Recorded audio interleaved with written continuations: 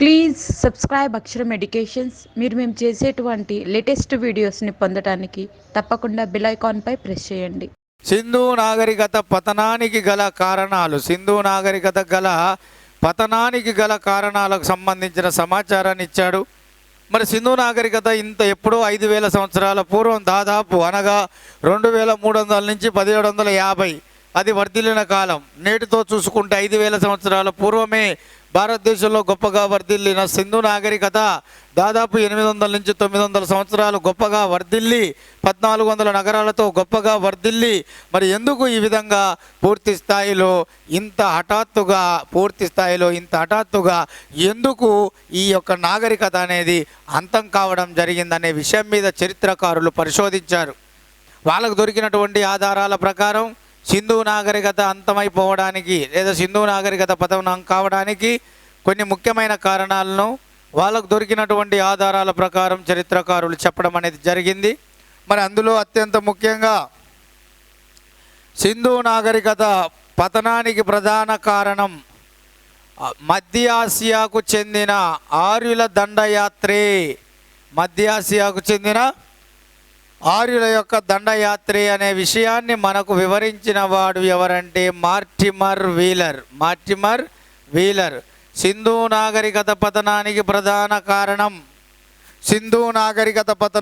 కారణం ప్రధానంగా ఆర్యులు చేసిన దండయాత్రే అని పేర్కొన్నది ఎవరయ్యా అంటే మార్టిమర్ వీలర్. మనకు సింధు నాగరికత పతనానికి కారణం ప్రధానంగా వరదలు రావడమే అనే విషయాన్ని పేర్కొన్నది దయారాం సహాని అనేవాడు. సింధు నాగరికత పతనానికి ప్రధాన కారణం సింధు నదికి వరదలు అనేటటువంటివి. ఆ యొక్క వరదల్లో అత్యంత ముఖ్యంగా సింధు నది తన యొక్క ప్రవాహ దిశను మార్చుకొనుట వలన, సింధు నది ప్రవాహ దిశను మార్చుకోవడం వలన సవ్యంగా ప్రవహించేటటువంటి ఇది తను ప్రవహించే దిశ అనేది ఒకవైపు ప్రవహించబోయి ఇంకొక వైపుగా ప్రవహించడం వలన తన దిశను మార్చుకోవడం వల్ల, ప్రవాహ దిశను మార్చుకోవడం వల్ల అత్యంత ఎక్కువగా వరదలు అనేటటువంటి వచ్చి ఈ యొక్క సింధు నాగరికతను మొత్తం దానికి సంబంధించిన నగరాలను చుట్టుముట్టేసిందన్న విషయాన్ని మనకు దయారాం సాయిని చెప్పడం అనేది జరిగింది. అలాగే సింధు నాగరికత పతనానికి కారణం వాతావరణంలో వచ్చిన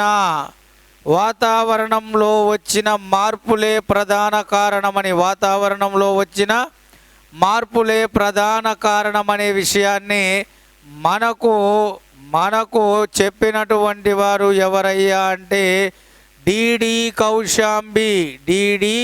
కౌశాంబి. ఏ విధంగా అన్నాడు? వాతావరణంలో ఉష్ణోగ్రతలు ఎక్కువయ్యాయి, వర్షపాతం తక్కువైంది, దాంతో కరువు కాటకాలు అనేవి రావడం జరిగింది.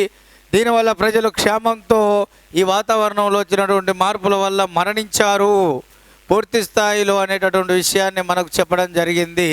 ఎవరయ్యా అంటే మనకు ఈ యొక్క డిడి కౌశాంబి అనేటటువంటి వాడు ఏమి చెప్పాడయ్యా అంటే వాతావరణంలో వచ్చినటువంటి మార్పుల వలన అని చెప్పాడు. అలాగే మనకు అత్యంత ముఖ్యమైనటువంటి మరొకరు ఏం చెప్పారంటే ప్రకృతి వైపరీత్యాల వల్ల ఈ సింధు నాగరికత అంతమైపోయిందని మనకు వివరించినటువంటి వాడు. ప్రకృతి వైపరీత్యాల వల్ల అంటే అవి భూకంపాలు కావచ్చు, పిడుగుపాట్లు కావచ్చు, అతివృష్టి కావచ్చు, అనావృష్టి కావచ్చు, what ever it may be. ఇందులో ప్రకృతి వైపరీత్యాల వల్ల ప్రకృతి ప్రళయం వలన సింధు నాగరికత అంతమైపోయిందని చెప్పేసింది అన్నది ఎవరు అంటే మనకు రాబర్ట్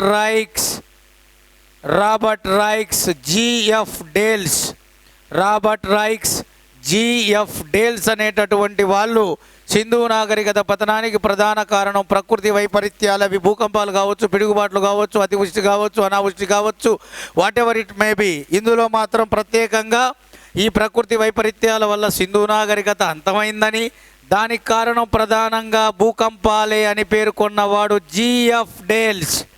ప్రకృతి వైపరీత్యాల వల్ల సింధు నాగరికత పతనమైందని, ఆ ప్రకృతి వైపరీత్యాలలో ఒకటైన భూకంపాల వలనే భూకంపాలు సంభవించి సింధు నాగరికత పూర్తిగా అంతమైందని పేర్కొన్నవాడు ఎవరంటే జిఎఫ్ డేల్స్. ఇతను ఒక మాట చెప్తాడు, ప్రకృతే సింధు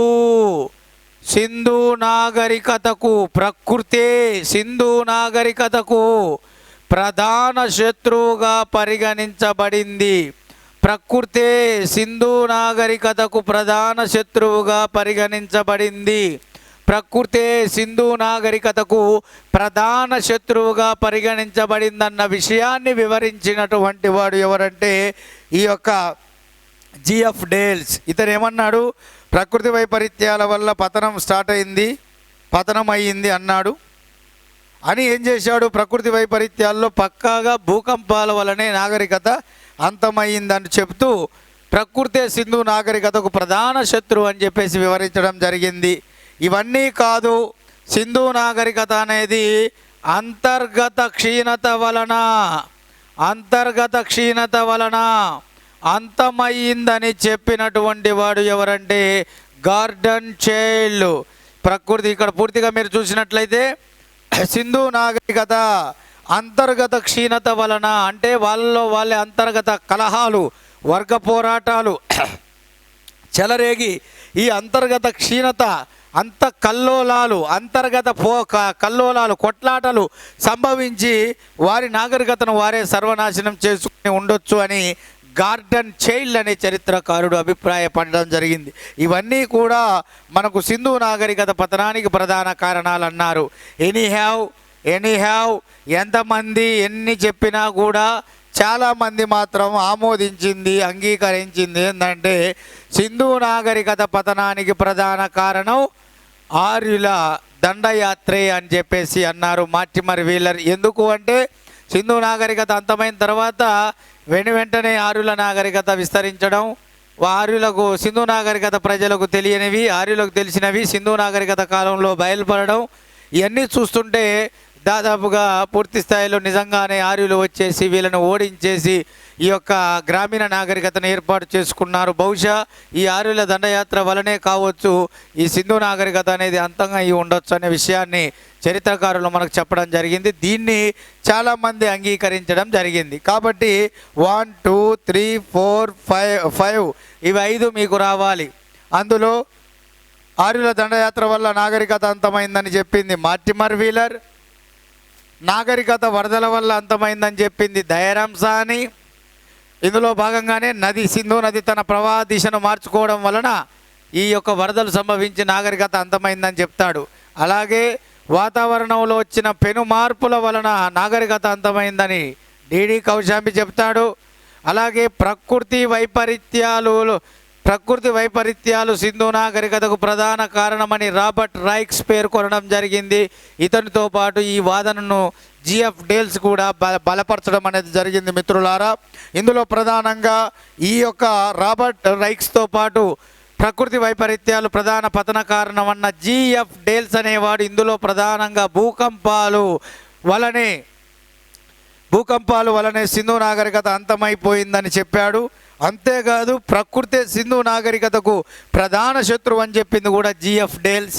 అలాగే ఇవన్నీ కాదు, సింధు నాగరికత అనేది అంతర్గత క్షీణత అనగా అంతఃకల్లోలాలు, వారిలో వాళ్ళే కొట్లాడుకోవడం, వర్గ పోరాటాలు చేసుకోవడం, ఈ యొక్క అధికార దాహం పెరగడం, పెత్తనం ఎక్కువ కావడం, ఇవన్నీ కారణాల వల్ల వాళ్ళల్లో వాళ్ళే కలహాలు వచ్చాయి. అంతఃకలహాలు వచ్చి వాళ్ళే కొట్టుకొని చచ్చారు. దానివల్లనే సింధు నాగరికత అంతమైపోయింది అని చెప్పినటువంటి వాడు ఎవరంటే గార్డన్ చైల్డ్ అనేటటువంటి వారు. గార్డన్ ప్రాచీన భారతదేశ చరిత్రలో సింధు నాగరికతకు సంబంధించిన సమాచారం ఇదంతా నీట్గా దాన్ని నోట్స్ లాగా పాయింట్స్ లాగా చేసుకొని చదివితే మనం ఈజీగా ఇందులో నుంచి ఖచ్చితంగా ఒక మార్క్ అనేది పొందవచ్చును.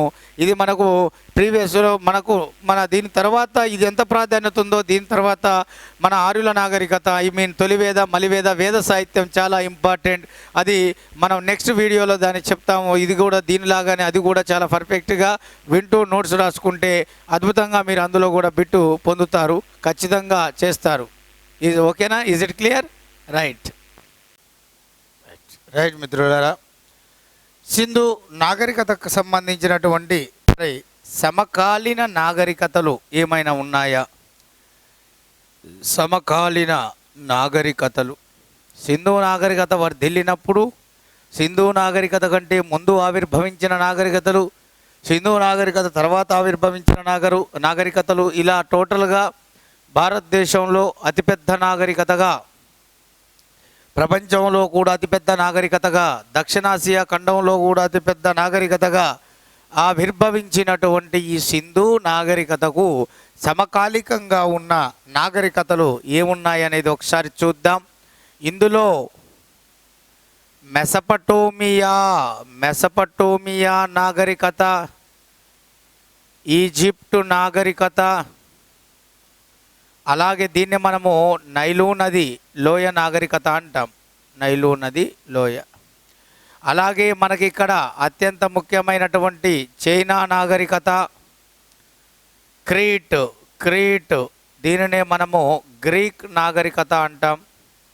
అలాగే అత్యంత కీలకమైనటువంటి రోమన్ నాగరికత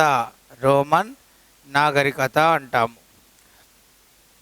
మరి ఇందులో మనం చూసుకున్నట్లయితే ఇవన్నీ కూడా నది పరివాహక ప్రాంతంలోనే వెలిశాయి. Mesopotamia, Egypt, China, Crete, Roman. First మనము ఈ మెసపటోమియా గురించి చూద్దాం. దీని ప్రాధాన్యత ఏంటంటే ప్రపంచంలో ఆవిర్భవించిన మొట్టమొదటి నాగరికత, ప్రపంచంలో ఆవిర్భవించిన మొట్టమొదటి నాగరికత ఈ మెసపటోమియా అంటే యూప్రటీస్ అలాగే టైగ్రీస్ అనే రెండు నదుల మధ్య పరివాహక ప్రాంతం అని అర్థం. మెసపటోమియా అంటే రెండు నదుల మధ్య పరివాహక ప్రాంతం, అదే యూప్రటీస్, టైగ్రీస్. మరి ఇక్కడ మెసపటోమియా ప్రస్తుతం ఏ పేరుతో పిలువబడుతుందంటే ఇరాక్.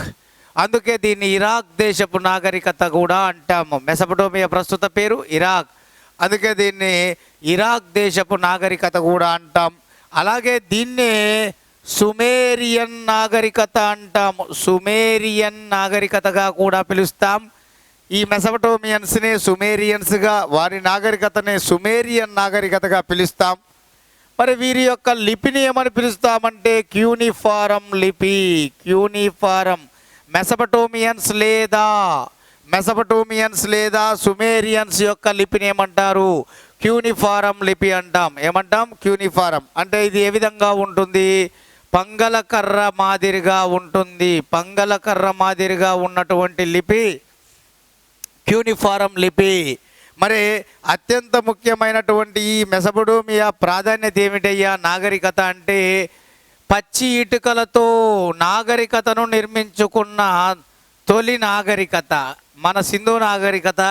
కాల్చిన గట్టి ఇటుకలతో భవన నిర్మాణాలు చేసుకుంటే, ఈ మెసపటోమియా వాళ్ళు ఏం చేశారు? పచ్చి ఇటుకలతో, వాటి కాల్చకుండానే పచ్చి ఇటుకలు తయారు చేసుకొని ఆ యొక్క పచ్చి ఇటుకలతోటే తమ యొక్క భవన నిర్మాణాలను నిర్మించుకున్నారు, తమ నాగరికతను అభివృద్ధి పరుచుకున్నారు. కాబట్టి పచ్చి ఇటుకలతో తమ నాగరికతను నిర్మించుకున్న మొదటి వారు ఎవరంటే ఈ యొక్క మెసపటోమియా నాగరికతకు చెందినవారు. అలాగే ఈ మెసపటోమియా ప్రాంతానికి సంబంధించిన అత్యంత కీలకమైనటువంటి ఈ నాగరికతకు సంబంధించిన ఏదైతే దేవాలయాలు ఉన్నాయో ఆ పవిత్రమైన దేవాలయాలను జిగ్గురాత్స్ అని పిలవడం జరిగింది. మెసపటోమియా నాగరికతకు సంబంధించిన దేవాలయాలను జిగ్గురాత్స్ అని పిలుస్తారు. వారి యొక్క లిపి క్యూనిఫారం అంటాం, పంగలకర్ర మాదిరి ఉంటుంది. వీళ్ళ నాగరికతనే సుమేరియన్ నాగరికత, ఇరాక్ దేశపు నాగరికత అంటారు. ఇది యూప్రటీస్, టైగ్రీస్ అనే రెండు నదుల పరివాహక ప్రాంతం మధ్య ఎలిసింది, అక్కడ వర్ధిల్లింది. ఇది పచ్చి ఇటుకలతో నిర్మించబడిన నాగరికత, ప్రపంచంలోనే మొట్టమొదటి నాగరికత. పెద్ద నాగరికత అంటే మన సింధు నాగరికత అనాలి. మొదట ఆవిర్భవించిన నాగరికత అంటే మెసపటోమియా నాగరికత. మెసపటోమియా ప్రస్తుతం ఇరాక్ దేశంలో ఉంది మిత్రులారా.